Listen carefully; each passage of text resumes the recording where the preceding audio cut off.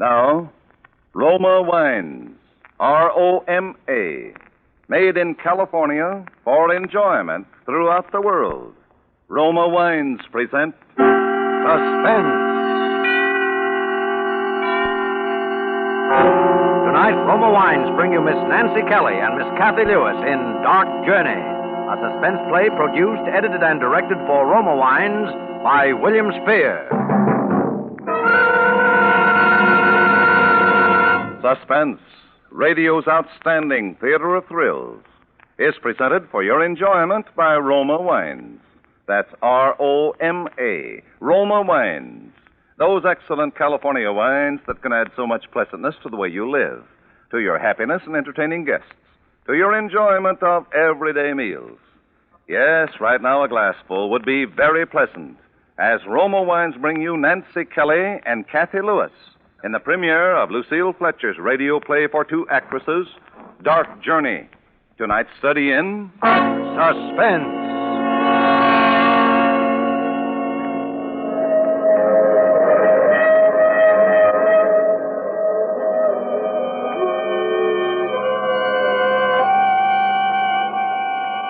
Today I am going on a journey. I am going to see Anne Brodie again after 15 years. When the news came yesterday, terrible as it was as though a shadow had lifted from my life. A secret horror that I could never quite forget. I have been afraid of Anne Brodie now for 15 years. But there is no need to be afraid of her anymore.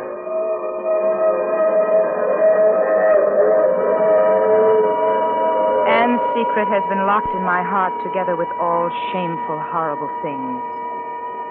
Yet I've never gone on a journey like this one, but what it comes back. There have been times when I couldn't bear the whistle of a train, flung out long and mournful over the lonely countryside. I couldn't bear the smell of a day coach, the feel of the plush seats, the rattle and bustle. Only because everything came back. Every detail of that long and terrible weekend we spent together 15 years ago.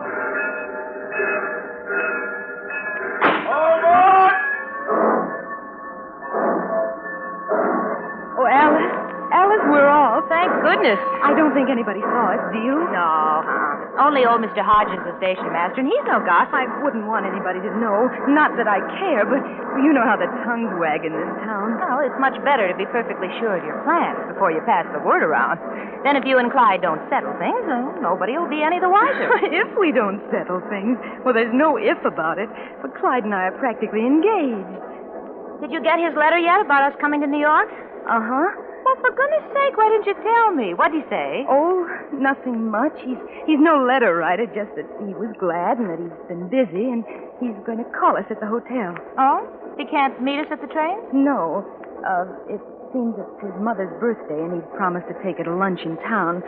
We'll be getting in just around that time. He's terribly devoted to her, you know, has been ever since his father died. Oh, I see.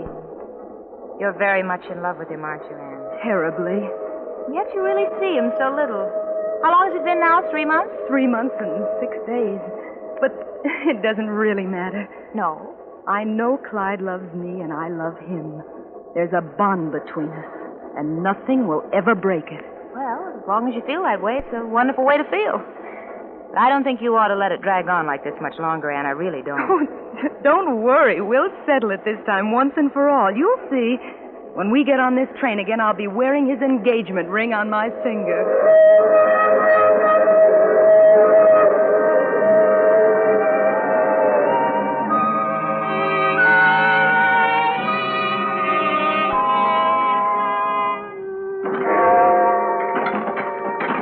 Oh, doesn't anybody ever open a hotel window?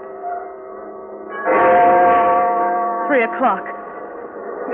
Thought he'd have called me by now. No, he's probably tied up with his mother. Come on, let's go down to the drugstore and have a sandwich. Aren't you just starved? No, I don't feel hungry. You go, though. I'll wait. Oh, come on. The clerk will take the message for No, you. I want to be here myself. Why don't you call him? I can't if he's at a restaurant. Well, maybe he didn't go. Maybe he's home, sick, or at the office. No, it wouldn't look right. He's got to call me. I don't know why he doesn't. I don't know why either. In fact, why couldn't we all have had lunch together at that restaurant? I mean, he's not exactly poor, is he? Don't you want to take a bus ride or see the sights or anything? Later, Alice, after he's called. Hello? Yes? Oh, yes, this is Miss Ann Brody. What? He left a message. Oh. Thank you. What is it? He stopped by and left a message. He has a previous engagement. A previous engagement when he knew I was coming to New York this weekend only to see him. Well, maybe it was something he couldn't get out of, maybe on account of his mother's But he birth. already gave her today. And after all he knew I was coming, he knew I'd want to be with him every possible minute. Well, maybe that's the trouble, Anne. Maybe he doesn't want to be pinned down. Maybe you expect too much. But he was right here in the hotel, and he didn't even... Oh, he's grown away from me. He's not mine anymore. Alice, you know what Clyde has meant to me these 3 years, how I've lived for him and worshipped him. It's just as though my world had been cut away. It's like having a lump of ice for a heart. Alice, Clyde is my heart. Oh, I've got to see him. I've got to tell him. Oh, Anne, dear, wouldn't you like to lie down? No, I can't lie down. I'm going to sit here in this chair by the window. I wish you'd go, Alice. I want to be quiet and think about him. Anne, I wouldn't. Something's happened to him. There's some barrier. I've got to wish it away, to break it down. What are you talking I can do it, you know. Anne? Please go. Please.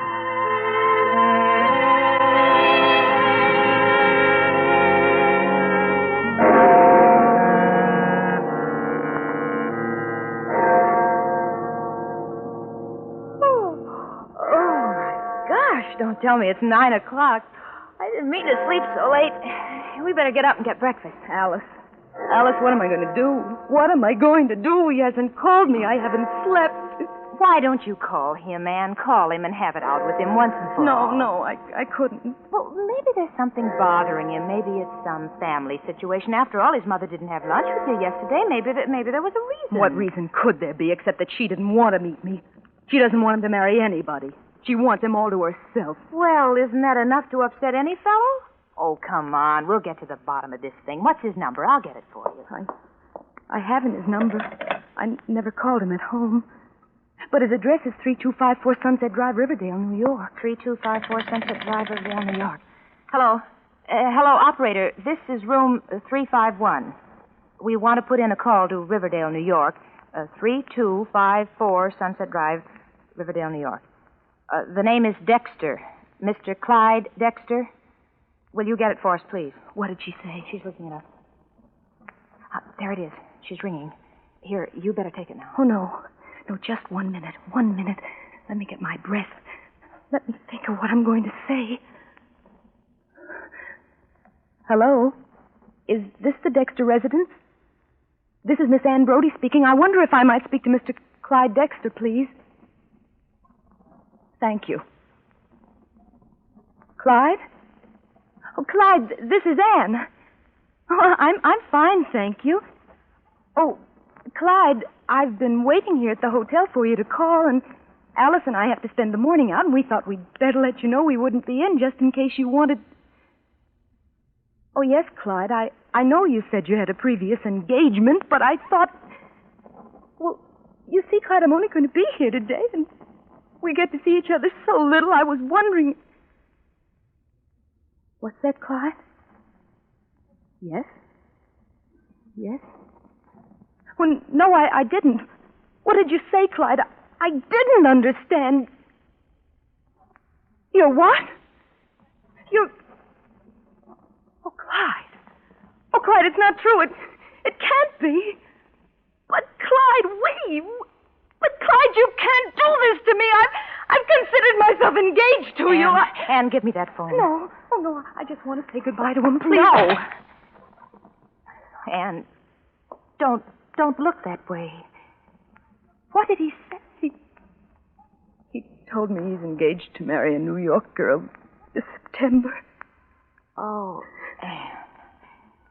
Well, he just isn't worthy of you. He couldn't have been if he treats you like this now. I love him. I love him. I'll love him till the day I die. Anne, I'm sorry. Oh, please, Alice, please, don't talk. Don't come near me or go away, will you, just for a little while? Oh, no, I won't leave you. I can't leave you when you look like that. Go away, I said. Oh, do you hear me? Go away. I want to be alone. I want you to go away. I have work to do. Work to do? I'm going to will him to come back to me. I'm going to make him come to this hotel through heaven and hell, and they're dragging him away from me. Oh, Anne. I can do it. I've done it before. I've made him write to me. I've made him call me up out of a clear sky after months and months. I willed him to speak to me the very first time I saw him when he was just a stranger. I willed him to give me his fraternity pin last year at the spring dance, and I can do it. I can do it. If only I try hard enough, and if you're absolutely quiet. Clyde.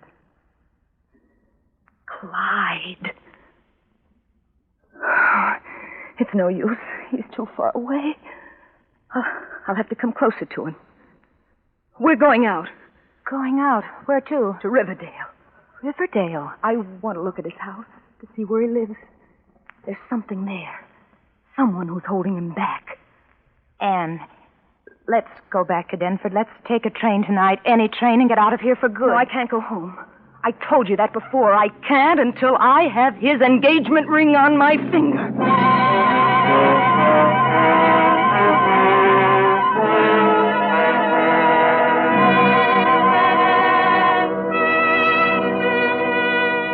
For Suspense, Roma Wines are bringing you Nancy Kelly and Kathy Lewis in Dark Journey by Lucille Fletcher. Roma Wines' presentation tonight in radio's outstanding theater of thrills, Suspense.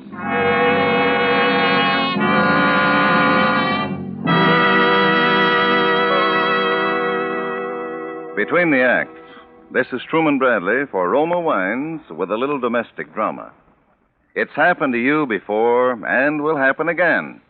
You're relaxed in your easy chair, coat off, contentedly reading your evening paper. Your wife is probably tidying up after dinner. The doorbell rings. Sure enough, it's guests who just dropped in. Now, famed hostess Elsa Maxwell tells us how she handles these surprise visits. She says, "I always keep Roma California sherry on hand to welcome unexpected guests. Serving Roma sherry is so simple, you just pour and hospitality reigns. And because Roma is America's favorite wine, you know your guests will enjoy it. Yes, there's no easier way to gain a reputation for gracious hospitality than by keeping Roma sherry ready for guests.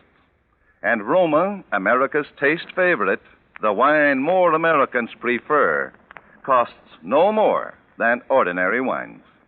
So make a note to get mellow, golden amber Roma sherry tomorrow. Once you try the tempting fragrance and intriguing nut-like taste of Roma sherry, you'll always ask for Roma. That's R-O-M-A, Roma Wines. Remember, more Americans enjoy Roma than any other wine." And now Roma Wines bring back to our Hollywood soundstage Kathy Lewis as Alice and Nancy Kelly as Anne in Dark Journey, a play well calculated to keep you in suspense.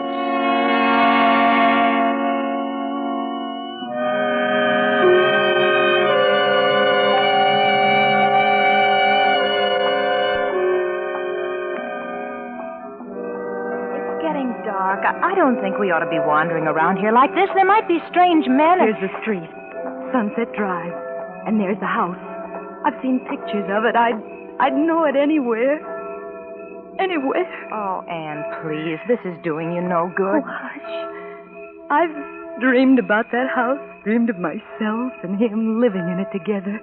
I've dreamed of our children playing on that lawn and the sound of music inside and our car standing outside. But it wouldn't mean a thing to you, Anne, if Clyde didn't love you. I've dreamed of the years we'd spend together. Well, I even named the children Clyde Jr. and Peter and Charlotte. That's his mother's name. I never liked it, but I was going to call one child that just to please him. And now, what have I got? Nothing. Nothing. It's gone. Come on with me, Anne. Oh, there's a light going on upstairs. Do you suppose it's his room? I wonder if he's home. Clyde. Think of me. Come back to me. Oh, love me, Clyde. Love me. Love me. Don't, Anne, don't. Somebody might hear you. There's a shadow at the window. Oh, it's Clyde. Oh, no. No, it's someone else. It's a woman. A gray-haired woman. Oh, it's his mother, Alice. Clyde's mother. I don't think he's home, Anne. Let's go back to the hotel. No, I want to see her. I've heard so much about her. She always turned her nose up at me. He never admitted it, but I knew. He was the only son, and she thought there wasn't anybody good enough, and he was always under her influence, just believed everything she said. I could tell the way he talked. It was always Mother says this and Mother says that. I bet it was she who turned him against me, who picked out that New York girl. Oh, Anne, please, come on. You're just tearing your heart out. She's up in his room now. She's straightening his things. She's happy up there. She doesn't care that she's made me miserable. Oh, I can feel it now, Alice. I can feel the barrier in my heart. Shh, something's coming. Let's go. We're doing no harm. We can stare, can't we, if we wish? Come on. Come on, we'll walk past the house. We'll defy her. We'll go up and ring the bell, and then when she comes down to answer it, we'll ask, is Mrs. Clyde Dexter at home? And then when she asks us who we mean, we'll laugh at her face. Oh, Anne, you're just beside yourself. yourself. Yes, I am beside myself because I feel it, Alice. He's lost to me as long as she's up there.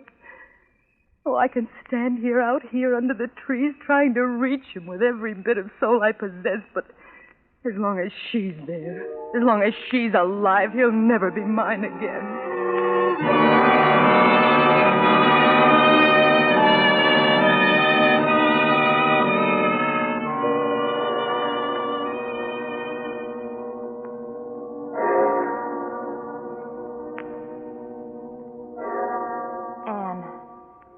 Anne, this is terrible. You've got to pull yourself together and get some rest. You've been sitting in that chair now for 3 hours. Please, don't talk. Just let me alone. You're working on that willpower thing still, aren't you, Anne? And it makes me awfully nervous. Be quiet. It's coming. Something's coming. Something's going to happen. I feel it all around me. I'm going to get a doctor if you don't stop. I feel it. I feel something. You're just as white as a sheet. You're shaking all over. I absolutely refuse to let this go on. Do you hear? Now, you get into bed. No. Let me take off your shoes. No, leave me alone. It's as though there were a big lump being moved off my heart. As though the ice inside me were going. As though I could cry at last. Oh, it's happened. Oh, thank you, God. Thank you. All right. I'll lie down now. I'll go to sleep. If you could sleep, you'd feel better. If you just relax. I've done it, Alice. You'll see. He'll be here in the morning. You lie down now. There he is. Didn't I tell you? There's Clyde now. Hello? Yes. Yes, this is room 351. Yes, this is Anne Brody speaking. Yes. It's Riverdale calling. Riverdale. Clyde? She didn't say. Oh. Hello? Yes? Yes, I'm Anne Brody. Why, yes, I'm a friend of Mr. Clyde Dexter. Who did you say this is, please? The police. The police? Oh, something hasn't happened to Mr. Dexter, has it? Oh. What? Yes. Yes, my friend and I were out to the house late this afternoon, around 6 o'clock. Well, yes, I did wear a white hat and a green dress, and she... Oh, but we took the subway, the White Plains Express, on the Interborough line from our hotel. We came back around 7. We just walked past the house 2 or 3 times, but... Well, what's the matter? Why are you asking me these questions? No, I haven't seen them. What? Give me the phone, Anne. Let me speak to them. You're in no condition Keep to... away. You know what they're saying, do you? That Clyde's mother has been murdered. What? Oh, no. No, I haven't. Yes? No. No, we didn't. We just came right home. We didn't even ring the bell. Is Mr. Destiger there with you? I see. Well, I'd like to speak to him, please, when he gets through. Will you ask him to call me? Yes. We'll stay here in the room. Oh, Anne. It was a hammer. At 8 o'clock tonight. She was struck from behind by an unknown assailant. Oh, how awful. Well, why did the police call us? What have we got to do with it? Clyde was home when we walked by the house. He saw us standing there. I'm going to tell him, Alice. I'm going to tell him the truth. Truth? What truth? There's always been that power inside me. I've known I had it, and sometimes it frightened me. Things have happened. I've been afraid sometimes to use it, afraid it would turn against me. And tonight it did turn against me. Anne, what do you mean? By an unknown assailant. Murdered by an unknown assailant. You know who that assailant was? It was me. Anne, are you crazy? You were up here in the room every minute. I was up here in the room, but I was wishing she were dead. I was willing him to come to me. I was trying to destroy the barrier. Surely you can't believe that, Anne. It was only a coincidence, a terrible coincidence. I was trying to bring him back, to touch his heart, but the power didn't touch his heart. His heart's like steel against me. It struck his heart and glanced off and struck her, dead. Anne, please, you're talking like a But lunatic. you don't understand. People like you can't understand. People like you... But there's violence to will. To store it up takes years. To send it out of yourself is like sending a powerful hand with fingers. Will can't kill somebody, Anne. Not pure will. The body is one thing, the mind's another. Mrs. Dexter is physically dead. Her heart stopped beating. There was a blow. Somebody real, somebody human did that. She was struck from behind. She was alone in the house. They said the doors were locked. She had no enemies. It came out of nothing, and it went away again. Oh, I never dreamed. I didn't want it to happen that way, but it's getting beyond me. It's assuming forms and accomplishing ends I don't plan. It's turning against me, Alice. Turning against me. Do you think a police court will believe you? You'll only confuse the testimony. You'll only hurt Clyde. Oh, Will, you talk about the power of your will. Did you have any real power these last 2 days? Did it bring Clyde to this hotel? Did it make him love you or even call you up? Yes. Yes. Yes. Don't you touch him. I won't let you speak to him. Get away from that phone, Alice. Do you want to get us in trouble? Do you want us to go to jail and spend weeks in court? He'd put you there. He wouldn't care. Get away from that phone, Alice. I don't believe you, do you hear? I think you're mad. You're mad as a hatter. Get away from that phone. No! Anne, you'll ruin your life. You'll fall into suspicion, and people will always think you had something really to do with it. You'll end up in an asylum. The whole world will know he jilted you. What are you going to say to him? He must be half beside himself as it is. He'll never believe you. What? All right. Thank you, Alice. You see? It is there, isn't it? I made you do what I wanted. And I can make anyone. Hello? Hello, Clyde. Oh, Clyde, darling, I just heard the terrible news. How terrible for you. I'm so sorry. Yes, Alice and I were out there this afternoon. We came by to say hello, but we got cold feet and came home. Oh, no, Clyde. No, we didn't. Not a soul. Oh, yes, my darling. I understand how terribly broken up, and my heart goes out to you. Oh, I will, Clyde, dearest. I will. I'll be right over. I'll help you in any way I know. Goodbye, Clyde. Anne, you didn't tell him. You're not going to tell him at all. No. Why should I? He's mine now.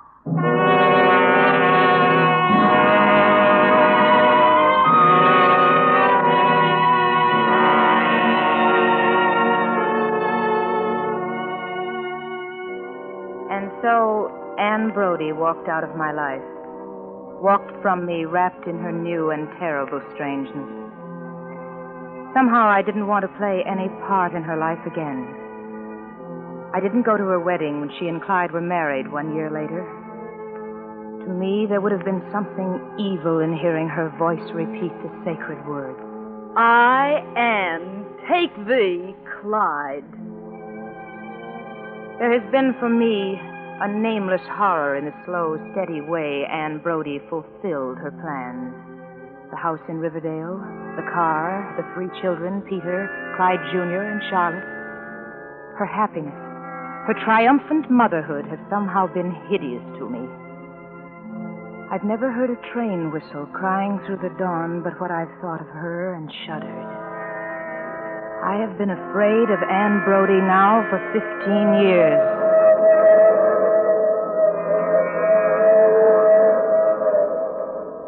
Today, I know I've been a fool. Today, I know that it was a real murderer who murdered Mrs. Dexter with a hammer from the service porch. Today, I'm going on a journey to Riverdale. I am going to see Anne Brodie again, lying will-less and struck down in her coffin, lying innocent and pathetic, lying murdered. Not will, nor nameless monsters of the mind could save her from the truth at last. Yesterday afternoon, the weak, long-brooding creature who could not brook domination from mother or wife flung pent-up death against the mistress of his will. Yesterday afternoon, Clyde Dexter struck again.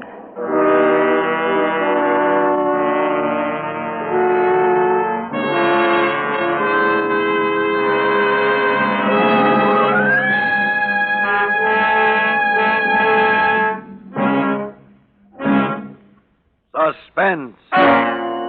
Presented by Roma Wines, R-O-M-A, made in California for enjoyment throughout the world.